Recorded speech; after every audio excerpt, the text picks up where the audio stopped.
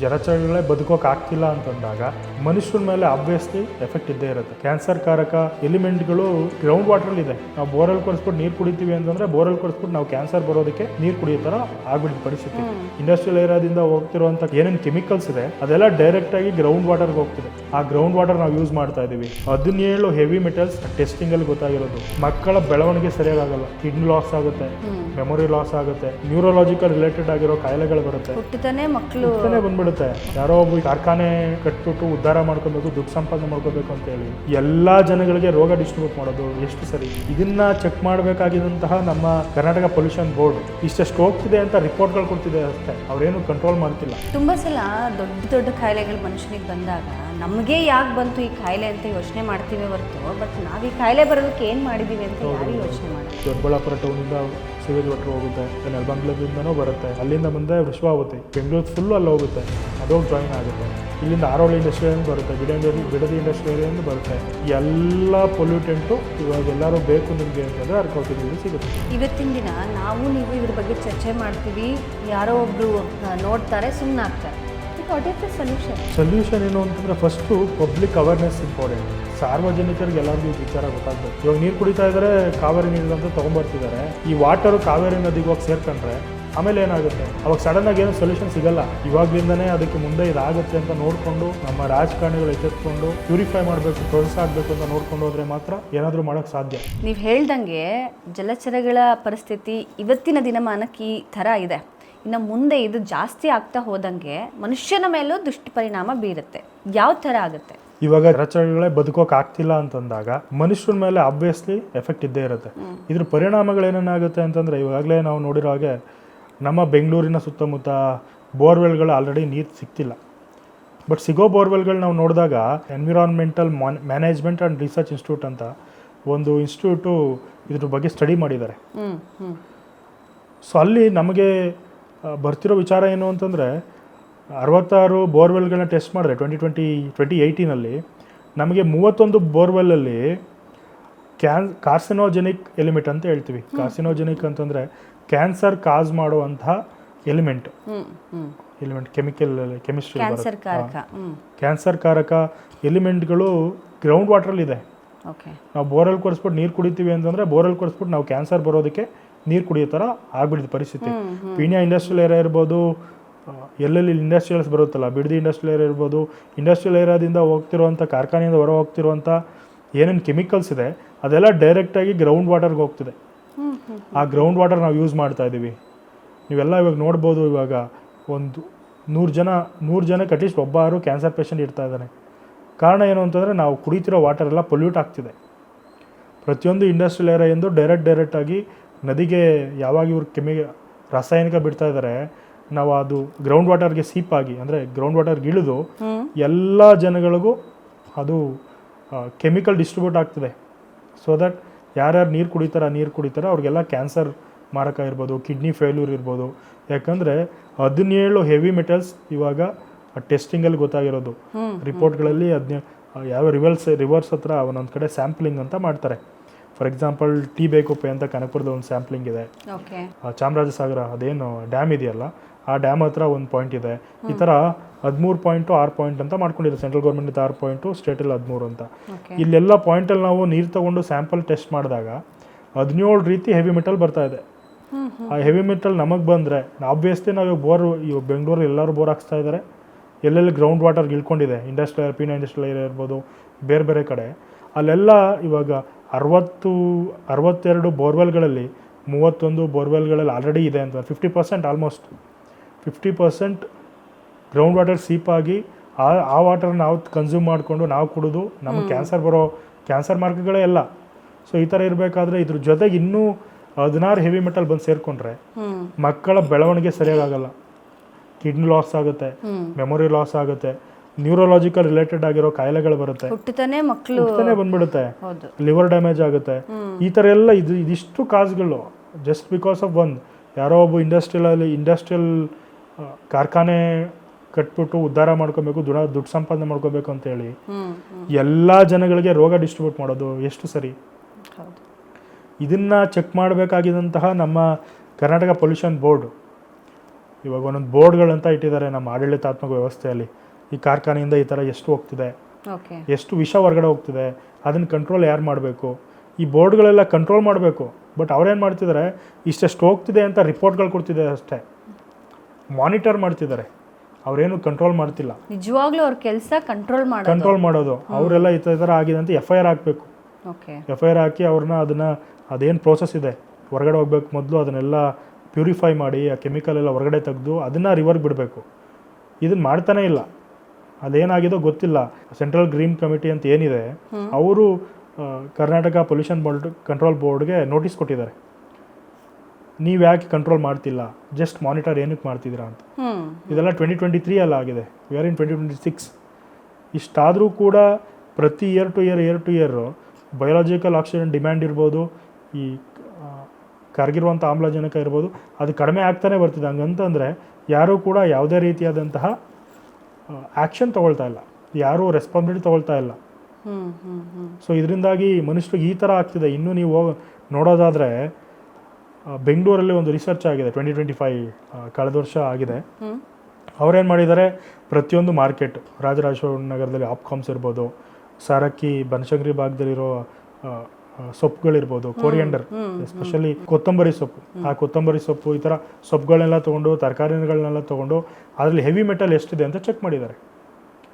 Heavy metal 455 mg/kg ಇದೆ. It's highest, especially ಕೊತ್ತಂಬರಿ ಸೊಪ್ಪಲ್ಲೇ ಜಾಸ್ತಿ ಇದೆ. ಸೊ ಈ ಥರ ಇರಬೇಕಾದ್ರೆ ನಾವು ಏನು ಫೀಡ್ ಮಾಡ್ತಾ ಇದ್ದೀವಿ ಜನಗಳಿಗೆ? ನೀರು ಆಲ್ರೆಡಿ ಪೊಲ್ಯೂಟ್ ಆಗಿದೆ ಗ್ರೌಂಡ್ ವಾಟರಿಂದ, ಬರೋ ತರಕಾರಿಗಳು ಪೊಲ್ಯೂಟ್ ಆಗಿ ಬಂದರೆ ಹೆಚ್ಚು ಕ್ಯಾನ್ಸರ್ ರೋಗಿಗಳು, ಹೆಚ್ಚು ಕಿಡ್ನಿ ಸೊಲ್ಯೂಷನ್, ಕಿಡ್ನಿ ಡಯಾಲಿಸಿಸ್ಗೆ ಅರ್ಲಿ ಏಜಲ್ಲೇ ಬರ್ತಿದೆ. ಕಾರಣ ಏನು ಅಂತಂದರೆ ನಾವು ತಿಂತಾ ಇರೋದೇ ವಿಷ. ತುಂಬ ಸಲ ದೊಡ್ಡ ಕಾಯಿಲೆಗಳು ಮನುಷ್ಯನಿಗೆ ಬಂದಾಗ ನಮಗೆ ಯಾಕೆ ಬಂತು ಈ ಕಾಯಿಲೆ ಅಂತ ಯೋಚನೆ ಮಾಡ್ತೀವಿ ಹೊರತು, ಬಟ್ ನಾವು ಈ ಕಾಯಿಲೆ ಬರೋದಕ್ಕೆ ಏನು ಮಾಡಿದ್ದೀವಿ ಅಂತ ಯಾರು ಯೋಚನೆ ಮಾಡಲ್ಲ. ಬೆಂಗಳೂರಲ್ಲಿ ಇವಾಗ ಆಬ್ವಿಯಸ್ಲಿ ಯಾರು ಕೂಡ ಇದು ಜನಗಳ ತಪ್ಪು ಅಂತ ಹೇಳೋಕ್ಕಾಗಲ್ಲ. ಜನಗಳು ಬೆಂಗಳೂರಲ್ಲಿ ತರಕಾರಿ ಬೇಕು, ಅವ್ರು ಹುಡ್ಕೊಂಡು ಹಳ್ಳಿಗಳ ಕಡೆ ಹೋಗೋಕ್ಕಾಗಲ್ಲ. ನಿಜ. ಸೊ ಇದಕ್ಕೆ ಗೌರ್ಮೆಂಟು ಕರೆಕ್ಟಾಗಿರೋ ಒಂದು ಆ್ಯಕ್ಷನ್ ತೊಗೊಬೇಕು. ನಾವು ಬೆಂಗಳೂರಲ್ಲಿ ಆಬ್ವಿಯಸ್ಲಿ ರೈತರು ಹಿಂದಿನ ಕಾಲದಲ್ಲೆಲ್ಲ ಈ ತಿಪ್ಕೊಂಡಹಳ್ಳಿ ಇರ್ಬೋದು, ಅದನ್ನೇ ಮಂಚಿನಬೆಲೆ ಡ್ಯಾಮ್ಗಳೆಲ್ಲ ಮಾಡ್ತಾ ಹೋದರು. ಸರ್ ಎಂ ವಿಶ್ವೇಶ್ವರಯ್ಯ ಅವರು ಆ ಟೈಮಲ್ಲಿ ಕಟ್ಟಿದ ಡ್ಯಾಮ್ಗಳೆಲ್ಲ ಒಂದು ಇರಿಗೇಷನು, ಒಂದು ವಾಟರ್ ಸಪ್ಲೈ, ಇದನ್ನು ತಲೆಗಿಟ್ಕೊಂಡು ರೈತರುಗಳು ಉದ್ಧಾರ ಆಗಬೇಕು, ಬೆಂಗಳೂರಿಗೆ ನೀರು ಸಪ್ಲೈ ಮಾಡಬೇಕು ಅಂತ ಮಾಡಿದ್ರು.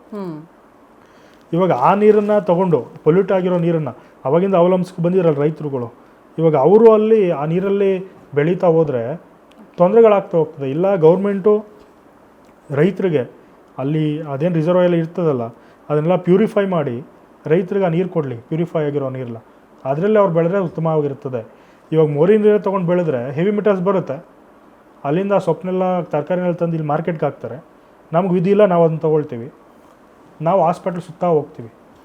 ಸೊ ಇದು ದ ಮೇಜರ್ ಪ್ರಾಬ್ಲಮೇ ಇದಾಗಿದೆ. ಇದಕ್ಕೆ ಸೊಲ್ಯೂಷನ್ನು ಗೌರ್ಮೆಂಟ್ ಆದಷ್ಟು ಬೇಗ ಎಚ್ಚೆತ್ಕೊಂಡು ಆ್ಯಕ್ಷನ್ ತೊಗೊಬೇಕು. ಫುಲ್ಲು ಆ್ಯಂಟಿಸೆಪ್ಟಿಕ್ಕು, ಪೆಸ್ಟಿಸೈಡ್ಸ್ ಲೆವೆಲೆಲ್ಲ ಎಷ್ಟು ಜಾಸ್ತಿ ಆಗಿದೆ ಅಂತಂದರೆ 3000 ಪಟ್ಟು ಜಾಸ್ತಿ ಇದೆ. 3000 ಪಟ್ಟು. ನಮ್ಮ ಎನ್ವಿರಾನ್ಮೆಂಟಲ್ ಒಂದೊಂದು ಗೈಡ್ಲೈನ್ಸ್ ಇದೆ, ಅಂದರೆ ಪ್ರತಿ ಕಂಟ್ರಿಯಲ್ಲೂ ಇಷ್ಟಿರಬೇಕು, ಇಷ್ಟು ಮಿನಿಮಮ್ MPM ಇರಬೇಕು, ಇಷ್ಟು MPM ಇರಬೇಕು, ಇಷ್ಟು ಮಿಲಿಗ್ರಾಮ್ ಇರಬೇಕು ಅಂತಿದೆ. ಒಂದೊಂದು ಕೆಮಿಕಲ್ಲು ವಾಟರಲ್ಲಿ, ಕುಡಿಯೋ ವಾಟರಲ್ಲಿ ಇಷ್ಟು, ರಿಯೂಸಬಲ್ಲು ಫ್ಯಾಕ್ಟ್ರಿಗೆ ಇಷ್ಟು ಅಂತೆಲ್ಲ, ಅದು 25,000 ಪಟ್ಟು ಜಾಸ್ತಿ ಆಗಿದೆ. ಇವಾಗೆಲ್ಲ ರಿಪೋರ್ಟ್ಸ್ ಬಂದಿದೆ. ಆ್ಯಕ್ಷನ್ ತೊಗೊಳ್ತೀವಿ ಅಂತ 2013 ಮಾಡಿದ್ದಾರೆ, 2018 ಚಿಕ್ಕ ಅಮೌಂಟ್ ರಿಲೀಸ್ ಆಗ್ತಿದೆ. ಬಟ್ ಅದರಿಂದ ಏನಾದ್ರು ಎಫೆಕ್ಟಿವ್ ಆಗಿದೆಯಾ, ಅದರಿಂದ ಏನಾದರೂ ಪರಿಣಾಮ ಬೀಳ್ತಿದೆಯಾ ಅಂತಂದರೆ ಆನ್ ಗ್ರೌಂಡ್ ಏನೂ ಪರಿಣಾಮ ಬಿದ್ದಿಲ್ಲ. ಸೊ ದೊಡ್ಡಬಳ್ಳಾಪುರದಿಂದ ಬರುತ್ತೆ, ದೊಡ್ಡಬಳ್ಳಾಪುರ ಟೌನಿಂದ ಸಿವೇಜ್ ವಾಟರ್ ಹೋಗುತ್ತೆ, ಅಲ್ಲಿಂದ ಹೀಗೆ ಬರುತ್ತೆ, ನೆಲಮಂಗಲದಿಂದನೂ ಬರುತ್ತೆ, ಬೆಂಗಳೂರದೆಲ್ಲ ಹೋಗುತ್ತೆ, ಹೆಸರುಘಟ್ಟ ಅಲ್ಲೋಗುತ್ತೆ, ಅಲ್ಲಿಂದ ಮುಂದೆ ವೃಷಭಾವತಿ, ಬೆಂಗಳೂರು ಫುಲ್ಲು ಅಲ್ಲಿ ಹೋಗುತ್ತೆ, ಅದೋಗಿ ಜಾಯಿನ್ ಆಗುತ್ತೆ. ಇಲ್ಲಿಂದ ಆರೋಳಿ ಇಂಡಸ್ಟ್ರಿಯಲ್ ಬರುತ್ತೆ, ಬಿಡದಿ ಇಂಡಸ್ಟ್ರಿಯಲ್ ಏರಿಯಿಂದ ಬರುತ್ತೆ. ಎಲ್ಲ ಪೊಲ್ಯೂಟೆಂಟು ಇವಾಗ ಎಲ್ಲರೂ ಬೇಕು ನಿಮಗೆ ಅಂತಂದರೆ ಅರ್ಕಾವತಿ ನದಿಯಲ್ಲಿ ಸಿಗುತ್ತೆ. ಈ ಥರ ಮಾಡಿಟ್ಟಿದ್ದಾರೆ. ಓಕೆ, ಇವತ್ತಿನ ದಿನ ನೀವು ಇದ್ರ ಬಗ್ಗೆ ಚರ್ಚೆ ಮಾಡ್ತೀವಿ, ಯಾರೋ ಒಬ್ಬರು ನೋಡ್ತಾರೆ, ಸುಮ್ಮನೆ ಆಗ್ತಾರೆ. But what is the solution ಏನು ಅಂತಂದರೆ, ಫಸ್ಟು ಪಬ್ಲಿಕ್ ಅವೇರ್ನೆಸ್ ಇಂಪಾರ್ಟೆಂಟ್. ಸಾರ್ವಜನಿಕರಿಗೆ ಎಲ್ಲರಿಗೂ ಇದು ವಿಚಾರ ಗೊತ್ತಾಗಬೇಕು. ಸಾರ್ವಜನಿಕರಿಗೆ ಏನು ಗೊತ್ತಿಲ್ಲ. ಅಲ್ಲೊಂದು ಹೋಗ್ತಾರೆ, ಇವಾಗ ಜ್ಞಾನ ಭಾರತಿ ಯೂನಿವರ್ಸಿಟಿ ಹತ್ರ ಹೋಗ್ತಾರೆ, ಸ್ಮೆಲ್ ಬರುತ್ತೆ, ಆ ಸ್ಟ್ರೆಚ್, ಅದಕ್ಕೆ they are use to it. Okay smell ಬರುತ್ತೆ ಇಷ್ಟು ಹೊಟ್ಟೋಗ್ಬೋಣ. ಅದಾದಮೇಲೆ ಅವ್ರ ಲೈಫಲ್ಲಿ ಮತ್ತೆ ವರ್ಷವಾಗುತ್ತೆ ಎಲ್ಲೂ ಬರೋದೇ ಇಲ್ಲ. ಓಕೆ, ಇವಾಗ ನೀರು ಕುಡಿತಾ ಇದ್ದಾರೆ, ಕಾವೇರಿ ನೀರು ಅಂತ ತೊಗೊಂಬರ್ತಿದ್ದಾರೆ. ಈ ವಾಟರು ಕಾವೇರಿ ನದಿಗೆ ಹೋಗಿ ಸೇರ್ಕೊಂಡ್ರೆ ಆಮೇಲೆ ಏನಾಗುತ್ತೆ? ಅವಾಗ ಸಡನ್ನಾಗಿ ಏನೂ ಸೊಲ್ಯೂಷನ್ ಸಿಗಲ್ಲ. ಇವಾಗಲಿಂದನೇ ಅದಕ್ಕೆ ಮುಂದೆ ಇದಾಗುತ್ತೆ ಅಂತ ನೋಡಿಕೊಂಡು ನಮ್ಮ ರಾಜಕಾರಣಿಗಳು ಎಚ್ಚೆತ್ಕೊಂಡು ಅದನ್ನು ಯಾವ ಥರ ಪ್ಯೂರಿಫೈ ಮಾಡಬೇಕು, ಪ್ರೊಸೆಸ್ ಆಗಬೇಕು ಅಂತ ನೋಡ್ಕೊಂಡು ಹೋದರೆ ಮಾತ್ರ ಏನಾದರೂ ಮಾಡೋಕ್ಕೆ ಸಾಧ್ಯ. ಇಲ್ಲಾಂದ್ರೆ ಏನೂ ಮಾಡೋಕ್ಕಾಗಲ್ಲ.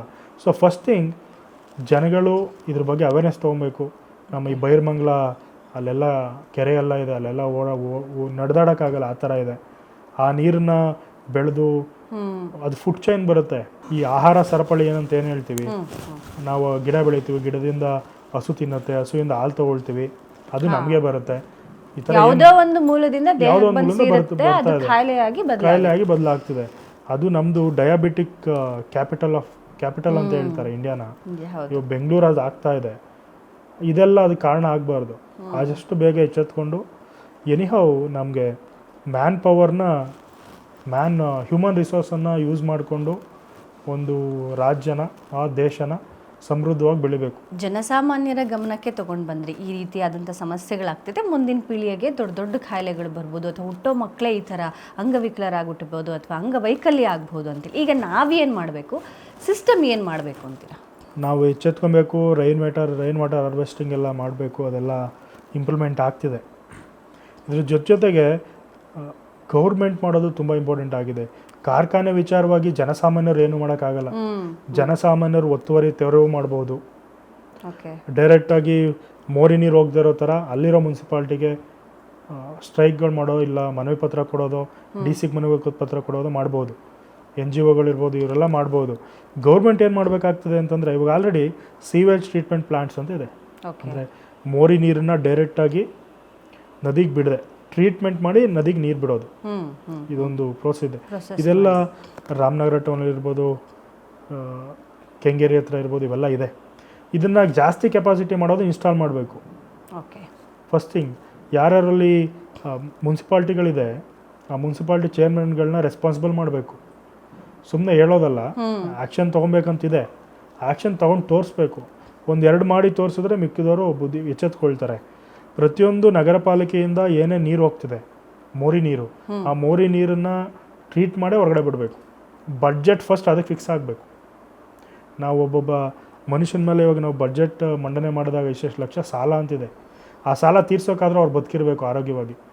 ಅದನ್ನಾದರೂ ತಲೆಲಿಟ್ಕೊಂಡು ಇವಾಗ ರಾಮನಗರ ನಗರಸಭೆ ಇರ್ಬೋದು, ಕನಕಪುರ ಇರ್ಬೋದು, ಈ ಯಾವ್ಯಾವ್ದು ಬರುತ್ತೆ, ದೊಡ್ಡಬಳ್ಳಾಪುರದಿಂದ ಹಿಡಿದು ಬೆಂಗಳೂರಿಂದ ಹೋಗೋದಿರ್ಬೋದು, ಪ್ರತಿಯೊಬ್ಬರು ಕೂಡ ಟ್ರೀಟ್ ಮಾಡೇ ವಾಟರ್ನ ನದಿಗೆ ಬಿಡಬೇಕು. ಇದು ಫಸ್ಟ್ ಥಿಂಗ್. ಸೆಕೆಂಡ್ ಥಿಂಗ್, ಕಾರ್ಖಾನೆಗಳೇನೇನಿದೆ, ಕಾರ್ಖಾನೆಗಳು ಡೈಯಿಂಗ್ ಇರ್ಬೋದು, ಅದೆಲ್ಲ ಡೈಯಿಂಗ್ ಇರುತ್ತೆ. ಒಂದಷ್ಟು ವಿಧವಾದ ಕಾರ್ಖಾನೆಗಳಿದೆ. ಅದರಿಂದ ಏನು ಹೊರಗಡೆ ಬರುತ್ತಲ್ಲ, ಅದನ್ನು ಟ್ರೀಟ್ ಮಾಡೇ ಹೊರಗಡೆ ಬಿಡಬೇಕು. ಅದನ್ನು ಟ್ರೀಟ್ ಮಾಡೇನೆ ಡೈರೆಕ್ಟಾಗಿ ನದಿಗೆ ಬಿಡಬೇಕು, ಸರಿ ಮಾಡಬೇಕು. ಇಲ್ಲಿ ಇನ್ನೊಂದು ಥಿಂಗ್ ಏನು ಅಂತಂದರೆ, ನಾವು ಬರೀ ನದಿಗೆ ನೀರು ಬರ್ತಿರೋದು ಟ್ರೀಟ್ ಮಾಡಿದ್ರೆ ಸಾಕಾ, ಬೇರೆದು ಬಿಟ್ಬಿಡು. ಫಾರ್ ಎಕ್ಸಾಂಪಲ್, ಇಂಡಸ್ಟ್ರಿಯಲ್ ಏರಿಯಾಗಳಲ್ಲಿ ಅಲ್ಲಲ್ಲಿ ಕೆರೆಗಳಿದೆ, ಆ ಕೆರೆಗೆ ಡೈರೆಕ್ಟಾಗಿ ಬಿಟ್ಬಿಡ್ತಾರೆ. ಅದು ಬಿಟ್ಬಿಟ್ರೆ ಸರಿನಾ, ನದಿಗೆ ಬಿಟ್ಬಿಟ್ರೆ ಓಕೆನಾ, ಅಲ್ಲೇನಾದ್ರು ಮಾಡ್ಕೊಬೋದಾ ಅಂತ ಹೇಳೋಕೆ ಹೋದರೆ, ನೀವು ಅಲ್ಲಿ ಬಿಟ್ಟರೆ ಆ ಕೆರೆಗಳಿಗೂ ಸಹ ಟ್ರೀಟ್ ಮಾಡದೆ ಬಿಟ್ಟರೆ ಅದು ಮತ್ತೆ ಪರ್ಕ್ಯುಲೇಟ್ ಆಗಿ ಗ್ರೌಂಡ್ ವಾಟರ್ಗೆ ಹೋಗಿ ಸೇರ್ಕೊಳ್ಳುತ್ತೆ. ಮತ್ತೆ ಅಲ್ಲಿ ಬೋರ್ ಹಾಕ್ಸಿದಾಗ ಅವ್ರಿಗೆ ಹೆವಿ ಮೆಟಲ್ ಸಿಗುತ್ತೆ. ಸೊ ಆದ್ರಿಂದಾಗಿ ಎಲ್ಲ ಕಡೆ ಏನು ನಾವು ಅರ್ಬಲೈಸೇಷನ್ ಆಯಿತು, ಇಂಡಸ್ಟ್ರಿಯಲೈಸೇಷನ್ ಏನು ಆಗ್ತಿದೆ, ಇದೆಲ್ಲ ಕೂಡ ಎಲ್ಲೆಲ್ಲ ಆಗ್ತದೆ, ಅರೋಳಿ industrial, Bidadi industrial area, Dabaspete industrial area, ನೆಲಮಂಗಲದಿಂದ ಕೂಡ ಬಂದು ಸೇರ್ಕೊಳ್ಳುತ್ತೆ ಕುಮದ್ವತಿ ಮೂಲಕ. ದೊಡ್ಡಬಳ್ಳಾಪುರ ಇರ್ಬೋದು, ಎಲ್ಲ ಕಡೆ ಆದಷ್ಟು ಸೀವೇಜ್ ಟ್ರೀಟ್ಮೆಂಟ್ ಪ್ಲಾಂಟನ್ನು ಆದಷ್ಟು ಬೇಗ ಮುಂದೆ ಒಂದು 20 ವರ್ಷದ್ದು ಪ್ರೊಜೆಕ್ಷನ್ ಇಟ್ಕೊಂಡು ಅದು ಅಷ್ಟು ಕೆಪಾಸಿಟಿಗೆ ಒಂದೊಂದು ಸೀವೇಜ್ ಟ್ರೀಟ್ಮೆಂಟ್ ಪ್ಲಾನ್ ಮಾಡಿ, ಮತ್ತು ಎಫ್ಲುಯೆಂಟ್ ಟ್ರೀಟ್ಮೆಂಟ್ ಪ್ಲಾಂಟ್ ಅಂತ ಹೇಳ್ತಾರೆ ಇಂಡಸ್ಟ್ರಿಗೆ, ಅವ್ರಿಗೆ ಎಲ್ಲರಿಗೂ ಕಂಪಲ್ಸರಿ ಮಾಡಲೇಬೇಕು. ಇವಾಗ KRIDB ಅವ್ರ ಅಂಡರ್ಗೆಲ್ಲ ಬರುತ್ತೆ, ಅವರಲ್ಲಿ ನೋಟಿಫಿಕೇಶನ್ ಅದು ಕೊಡಬೇಕು. ಇಟ್ ಶುಡ್ ಬಿ ಕಂಪಲ್ಸರಿ ಅದನ್ನು ಪೀರಿಯಾಡಿಕಾಗಿ ಚೆಕಿಂಗ್ ಆಗ್ತಾ ಇರಬೇಕು. ಈ ಥರ ಎಲ್ಲ ಮಾಡಿದ್ರೆ ಒಂದು ರೀತಿಲಿ ಕಂಟ್ರೋಲ್ ಮಾಡ್ಬೋದು. ಅದು ಹೋಗ್ತಾ ಇಟ್ ವಿಲ್ ಗೆಟ್ ಕಂಟ್ರೋಲ್ ಅಂತ.